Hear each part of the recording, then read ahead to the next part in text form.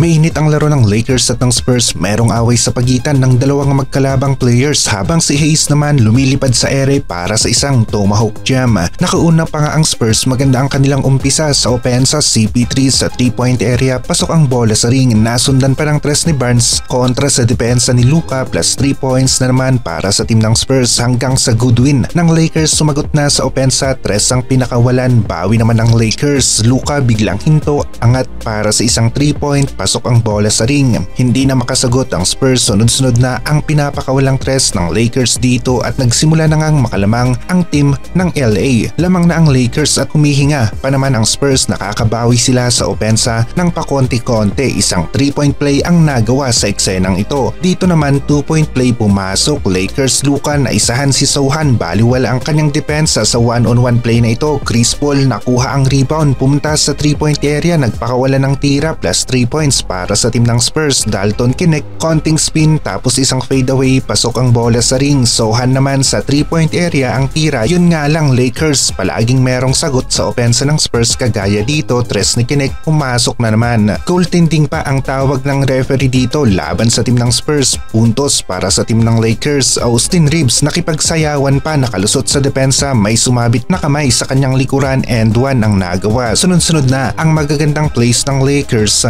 Vanderbilt naman kinain ng kanyang defender, pinosterize, nakipagsabayan sa ere. Barnes bumawi ng konti para sa isang 2-point layup. Ganda ng pag-angat ni Austin Reeves dito, libreng-libre, kitang-kita niya ang ring plus 2 points para sa team ng Lakers. Bawi ang Spurs, merong screen, libre ang player nila sa tres, pasok ang bola sa ring. Sinagot naman kagad ito ni Knecht, kanilang tres naman pumasok para sa team ng Lakers. Barnes sa 15-footer range, jump shot pumasok. Parang isang 3-point shooting team ang Lakers. Finney Smith sa corner 3, swak ang bola sa net. Ito naman ang dunk ni Hayes, gulat ang depensa ng Spurs, nawala bigla si Hayes, lusot sa depensa na libre para sa isang highlight play. Lamang na ang Lakers sa game na ito at tuloy-tuloy lang ang pagpapaulan nila ng tres kontra sa team ng Spurs. Spurs naman sinusubukan na makahabol at makabawi, 2 points ang nagawa nila dito tapos good win ng Lakers. Nagpakawala ng tres sa corner, pumasok, hindi na nga makadikit-dikit sa score ang team ng Spurs na pag-iiwanan na sila, natatambakan. Luka at Hayes combo alley-oop play ang kanilang nagawa, highlight play ulit para sa team ng Lakers. Austin Reeves nakawala sa depensa, maganda ang pagkat, pasok ang bola sa ring. Nakarami nga rin ng assist si Luka. Hayes naman ang nag-i-enjoy, maganda ang kanilang opensa. Sohan two-handed alley-oop play para sa team ng Spurs. Wala nang hanggan ang depensa ng Spurs. Reeves basic offense na lamang sa play na ito plus 2 points para sa team ng LA. Reeves for 3 pumasok, kitang-kita na no match talaga ang team ng Spurs. Hindi gumagana ang kanilang depensa sa game na ito. Bawi ng konti ang Spurs sa tres pero malaki na ang lamang ng Lakers habang papaubos ang oras sa 4th quarter. May pa-follow up naman na nagawa si Finney Smith dito at dito na nga nagkagulo. Sohan at Vanderbilt nagkainitan na nga. Naniko yung isa, gumanti ng bato ng bola si Sohan hanggang sa nagkatulakan at parehong ejected ang dalawang players na ito at highlight away ang nangyari sa laro ng Lakers at ng Spurs. Ito ang pinaka-highlight ng laro, walang kalaban-laban ng Spurs, natambakan sila 109-125 ang final score